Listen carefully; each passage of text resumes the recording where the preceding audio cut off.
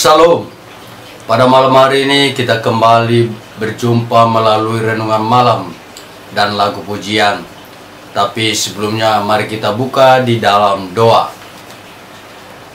Bapa kami yang bertahta di kerajaan surga, pada malam hari ini Tuhan kembali kami mengucap syukur atas berkat Tuhan kepada kami, sehingga kami pada sampai malam ini dapat hidup dalam keadaan sehat dan bersuka cita. Ya Tuhan, sebentar kami akan mendengar firman-Mu. Kiranya firman itu dapat bertumbuh di dalam kehidupan kami sehari-hari. Ajari hamba-Mu ya Tuhan dalam penyampaian firman-Mu. Ampunilah segala dosa kami, agar kami layak menerima berkat-Mu. Di dalam nama anak-Mu Tuhan Yesus Kristus, kami telah berdoa. Amin. Auso asiroham,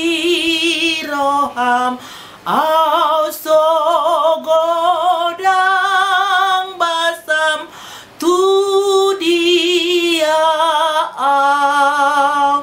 ala dibain basam, dot asiroham, tu surgo mauliatema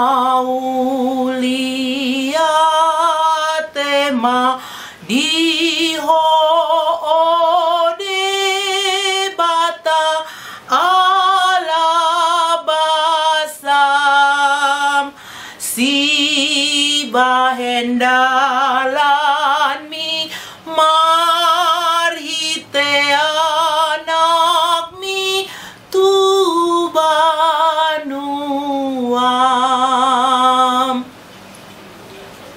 Saudara, pada malam hari ini, untuk renungan kita malam ini, ya saya ambil dari Roma pasal 2 ayat. Demikian firman Tuhan.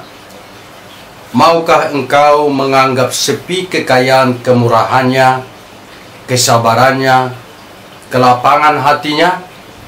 Tidak tahukah engkau bahwa maksud kemurahan Allah ialah untuk menuntun engkau kepada pertobatan? Yang menjadi pokok renungan kita malam ini adalah Tuhan panjang sabar. Saudaraku yang terkasih di dalam nama Tuhan, pada saat kita pergi ke rumah sakit untuk memeriksakan kesehatan dan kita mendengar hasil diagnosa yang telah dibuat dokter, dan kita dinyatakan menderita penyakit yang sangat parah. Sering kita melihat seseorang berusaha mencari dan mencoba second opinion, karena mungkin kita berpikir hasil diagnosa tersebut salah. Tapi dibalik daripada sikap seperti itu, bukan saja karena berpikir mungkin ada kekeliruan di dalam diagnosa yang dilakukannya. Hati seseorang seperti kita, orang tidak rela menerima asesmen yang jujur itu bagi hidup kita. Dalam aspek spiritual, inilah yang sering terjadi. Setiap kita memiliki jiwa pemberontakan seperti itu. Kita tidak mau terima dengan jujur, dengan tulus, dengan hati terbuka pada waktu dokter menjelaskan gambaran penyakit apa yang kita alami.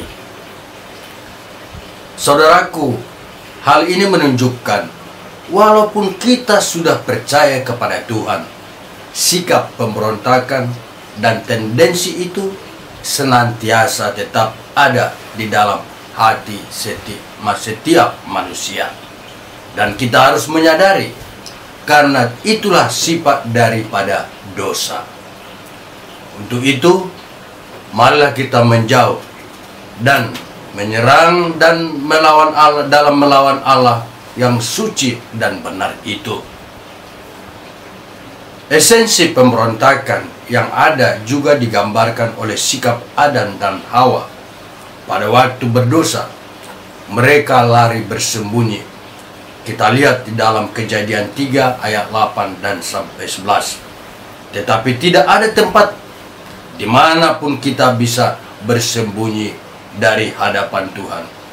Itulah sebabnya mereka harus confess dan berkata, Tuhan, kami mendengar suara langkah kakimu dan kami menjadi takut sebab kami telanjang.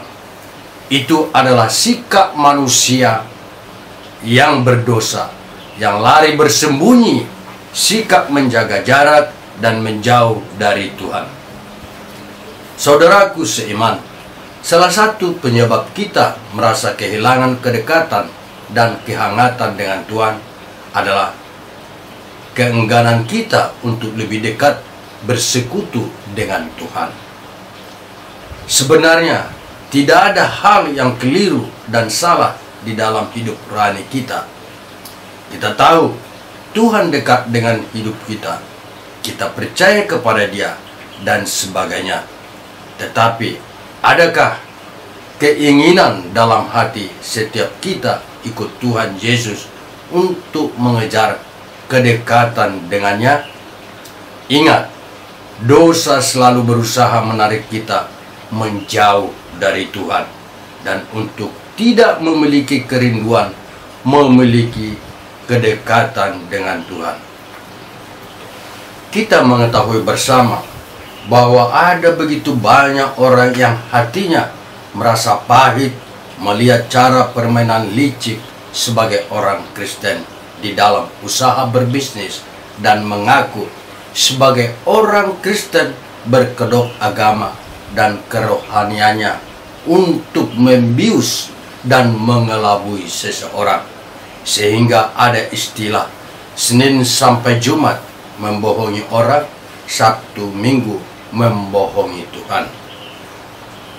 Jikalau kita tersandung melihat contoh yang salah dari orang-orang yang mengaku diri Kristen, biarlah kiranya Tuhan yang menyadarkan dan membukakan mata hati kita, karena Tuhan berkata, jangan sesat, Allah tidak membiarkan dirinya dipermainkan. Tuhan dipermainkan, karena apa yang ditabur orang itu juga yang akan dituai. Saudaraku seiman, yang menjadi inti renungan kita malam ini adalah, pertama, Tuhan adalah Tuhan yang adil dan tidak memandang bulu. Kalaupun kita pernah dikecewakan oleh orang yang mengaku Kristen, Tuhan akan membalasnya segala perbuatan orang itu dengan keadilan. Kedua, Tuhan adalah Tuhan yang panjang sabar. Panjang sabar berarti Ia tidak serta-merta menghukum pada waktu seseorang melakukan kesalahan, tetapi Ia memberikan kesempatan untuk orang itu bertobat dan memperbaiki kesalahannya. Panjang sabar, Tuhan mempunyai tujuan supaya kita mengalami pertobatan.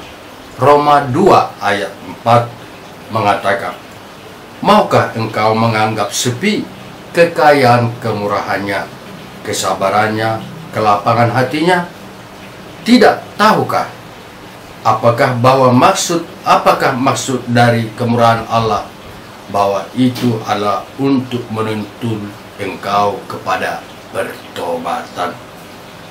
Panjang sabar dan kemurahan Allah hanya untuk satu tujuan, yaitu memberi kita kesempatan untuk datang kepadanya, mengaku segala dosa-dosa dan bertobat meminta pengampunannya.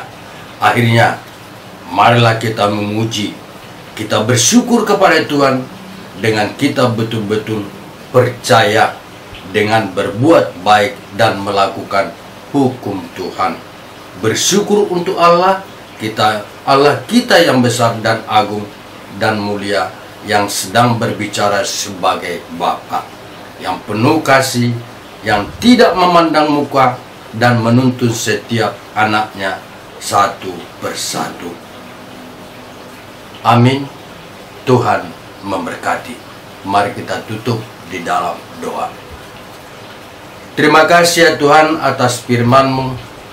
Tuhan telah mengingatkan kami agar kami selalu berbuat kebenaran di dalam kehidupan kami. Kami tidak munafik, kami tidak membohongi diri kami sendiri. Ya Tuhan, selalu tuntunlah kehidupan kami. Sebentar kami akan istirahat, kiranya Tuhanlah tetap menjagai kami. Terima kasih ya Tuhan, ampuni segala dosa kami. Di dalam nama anak-Mu Tuhan Yesus Kristus, kami telah berdoa dan mengucap syukur. Amin.